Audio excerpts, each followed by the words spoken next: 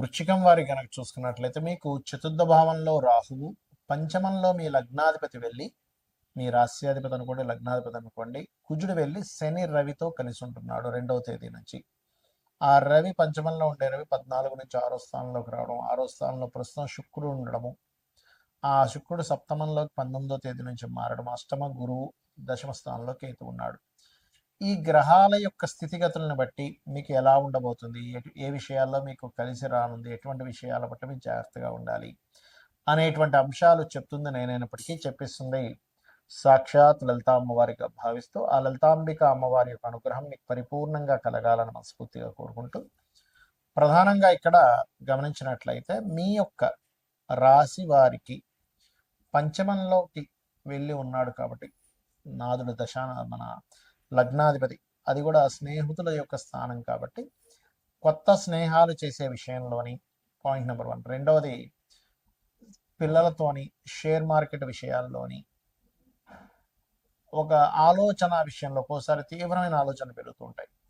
తీవ్రమైన ఆలోచనలో ఒకసారి అగ్రెసివ్గా కొన్ని నిర్ణయాలు తీసుకుంటాం.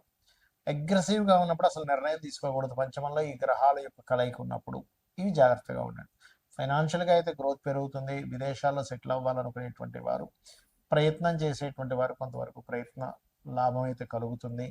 కాకపోతే శుక్రుడు 6లో ఉన్నాడు కాబట్టి 19వ తేదీ లోపల ఎటువంటి వివాహ నిర్ణయాలు తీసుకోకండి. శత్రువులు అనవసరంగా గవర్నమెంట్ జాబ్స్ చేసేటువంటి వారు, గవర్నమెంట్ జాబ్స్లో ఉండేటువంటి వారితో లేదా మెడికల్ రంగాల్లో ఉండేటువంటి స్త్రీలతో కొంత శత్రుత్వాలు ఏర్పడేటువంటి అవకాశం ఉంది. గవర్నమెంట్ జాబ్ కోసం ప్రయత్నం చేసేటువంటి వారికి మాత్రం అనుకూలంగా ఉంది.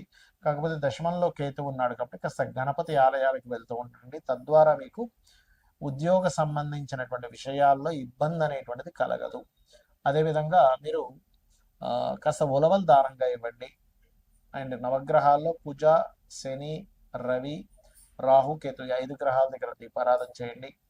కాస్త తాతగారి ఆస్తి విషయంలో కొంచెం చూడండి, ఎవరో ఏదో కబ్జా చేశారు, ఈ ఆస్తి విషయంలో ఇలా జరిగింది వింటూ ఉంటాం. ఇటువంటివి జరగనున్నాయి కాబట్టి ఈ యొక్క విషయాల్లో కాస్త జాగ్రత్తగా ఉండండి.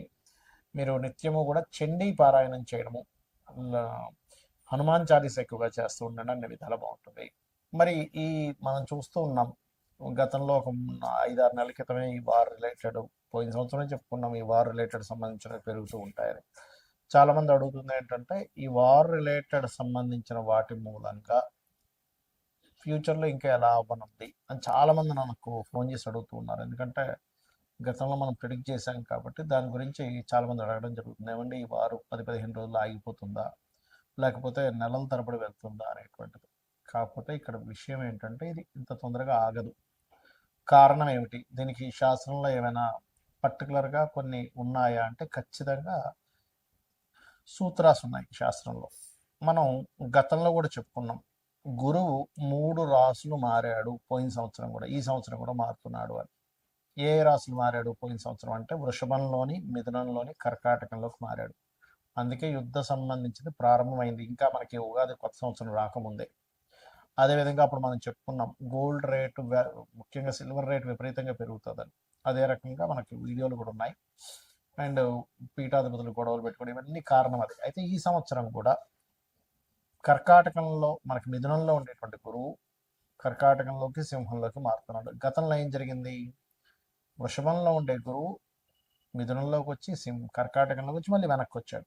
సో ఎప్పుడైనా సరే 3 రాసులు మారేటప్పుడు అది జన నష్టాన్ని, అందులో ముఖ్యంగా యుద్ధపరంగా విపరీతమైనటువంటి జన నష్టాన్ని కలిగిస్తుంది. కాబట్టి ఇండియాలో ఉండేటువంటి వారికి పెద్ద నష్టమేమీ ఉండదు, కానీ విదేశాల్లో ఉండేటువంటి వారికి మాత్రం కాస్త ఎక్కువ నష్టం ఉంటుంది. కాబట్టి ఇండియన్స్ ఎవరైనా విదేశాల్లో ఉన్నట్లయితే వారు కాస్త వీలైనంత మట్టుకు అక్కడ సేఫ్ జోన్స్లో ఉండడం మంచిది. ఇప్పుడు Saudi countries, Dubai countries, America పర్టికులర్గా, ఎందుకంటే ఇది న్యూక్లియర్ సంబంధించిన దాడులు. అంటే మనకి చూడండి, మనకి హిరోషిమా నాగసాకి మీద వేశారు అప్పుడు ఒకసారి. దానివల్ల ఏంటి, కొన్ని కోట్ల మంది, కొన్ని లక్షల మంది చనిపోయారు. అలా ఏంటంటే ఒక పెద్ద విస్ఫోటనలాగా జరిగేటువంటి బాంబ్స్ వేయడం కూడా జరుగుతుంది. ఒక దేశం అయితే కంప్లీట్గా, 1-2 దేశాలు కంప్లీట్గా రూపాలు లేకుండా పోయేటువంటి స్థితి ఉంది ఇప్పుడు ఉండేటువంటి గ్రహస్థితి. ఇవన్నీ మనం ఎందుకు చెప్పుకుంటున్నాం అంటే ముందు సామాన్య మానవుడికి ఏమీ జరగకూడదు, ఇలా జరగకుండా ఉండాలంటే మనల్ని రక్షించేది, నడిపించేది, మనల్ని తల్లిలా చూసుకునేటువంటిది అమ్మవారు. కాబట్టి రకరకాల దేశాల్లో ఉంటారు. చూడండి, మనం ఒక్కోసారి వింటూ ఉంటాం, ఏమంటే పెద్ద ఫ్లైట్ పడిపోయింది కానీ ఒక చిన్న పిల్లవాడు కాపాడబడ్డాడు అంటాం. ఒక్కోసారి చాలా పెద్ద షిప్ మునిగిపోయిందని కానీ కొంతమంది ఎందుకు బయటపడ్డారంటే, ఎలా బయటపడ్డారంటే అది మిరాకిల్. మొన్న ఫ్లైట్ కూడా పడిపోతే చూడండి, ఒక అతను ఫ్రెష్గా స్నానం చేసుకొని వచ్చాడు, నడుచుకుంటూ వచ్చేసాడు. అదేంటంటే అంత పెద్ద పేలిపోయింది, మంటలు వచ్చాయంటే అదే లక్. ఇది ఒక్కొక్కసారి మనకు పుణ్యము వల్ల వస్తుంది. అంటే మనకు పూర్వజన్మలో ఎక్కడో పుణ్యం ఉంటే ఆ పుణ్యం మనల్ని అలా కాపాడుతుంది. మరి ఇప్పుడు ఉండేటువంటి దీంట్లో మీరు ఏం చేయాలంటే, రోజు చండీ వినండి, లేదా దుర్గా కవచం చదువుకోండి. చండీ వినడమైనా, చండీ పారాయణం చేయడమైనా, లేదా చండీ హోమాలు చేసుకోవడమైనా ఇంట్లో చేసుకోండి. దానివల్ల ఏమవుతుందంటే మీరు రక్షింపబడతారు. దేశాలు కొట్టుకోవడం వల్ల సామాన్య మానవుడు ఇబ్బంది పడకూడదు. కాబట్టి ఇది ఎలాంటి రక్షణ ఇస్తుంది?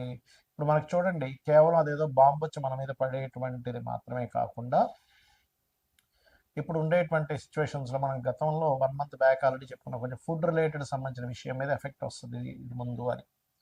అదే రకంగా చూసుకుంటే గ్యాస్ సరిగ్గా అందకపోవడం. ఇప్పుడు నార్మల్గా ఎవరైతే వీళ్ళు కమర్షియల్ కాకుండా నాన్ కమర్షియల్ వాళ్ళకి వచ్చేస్తున్నాయి గ్యాసెస్, కానీ కమర్షియల్ వాళ్ళకి రావట్లే. తద్వారా హాస్టల్స్లో ఉండేటువంటి వారు, లేకపోతే హోటల్స్లో తినేటువంటి వారు, ప్రత్యేకంగా వాళ్ళు వండుకోరు, హోటల్నే ఆధారపడి ఉంటారు. అలాంటి వారికి ఇబ్బంది అనేటువంటిది స్లోగా ప్రారంభమైంది. తద్వారా మనకి వండుకునే స్థితి, పరాభావనామ సంవత్సరం, పరావాస నామ సంవత్సరం, రెండు పేర్లు దీనికి. పరాభావము అంటే పరాభవం చెందడం, కొన్ని దేశాలు యుద్ధంలో ఓడిపోవడం జరుగుతుంది. పరావసు వల్ల ఏమిటి అంటే, మనం పూర్వంలో ఎటువంటివి అయితే పద్ధతులు పాటించాము అటువంటివన్నీ కూడా వస్తూ ఉంటాయి. అంటే పూర్వ పద్ధతులు రావడము, కొన్ని దేశాలు ఓడిపోవడము, కొన్ని దేశాలు ఇబ్బంది పడ్డం అనేటువంటిది ఉంది ఈ సంవత్సరము. దాంతోపాటు ఎప్పుడూ కనీ విని ఎరుగనట్టుగా 3 సార్లు మనకి పంచగ్రహ కూటమి కూడా వచ్చింది. అది కూడా మనం చెప్పుకున్నాం లాస్ట్ టైం. కాబట్టి నేను అనేది ఒకటే గుర్తుపెట్టుకోండి. ఇక్కడ మీరు, ఎందుకంటే దేశాలు మిసైల్స్ వేసుకుని ఏమైనా సామాన్య మానవుడికి ఇబ్బంది కలగకుండా ఉండాలి. కాబట్టి నవగ్రహాలలో కుజుడు, రాహువు, శని, గురువు, ఈ 4 గ్రహాల దగ్గర దీపారాధన చేయండి. మీకు దగ్గరలో గోశాల ఏదైనా ఉంటే గోవులో సకల దేవతలు ఉంటారంటారు. కాబట్టి ఆ సకల దేవతల యొక్క ప్రభావం నీకు పాజిటివ్గా, వాళ్ళ యొక్క అనుగ్రహం కావాలి. కాబట్టి గోవులకి బెల్లము, అరటికాయలు, క్యారెట్స్, గ్రాసము, వీలైతే ఇవి తినిపించండి, సరిపోతుంది. గ్రాసం కూడా తినిపించవచ్చు, రైట్. గోధుమ రవ్వ కూడా తినిపించవచ్చు. ఇవి చేయండి.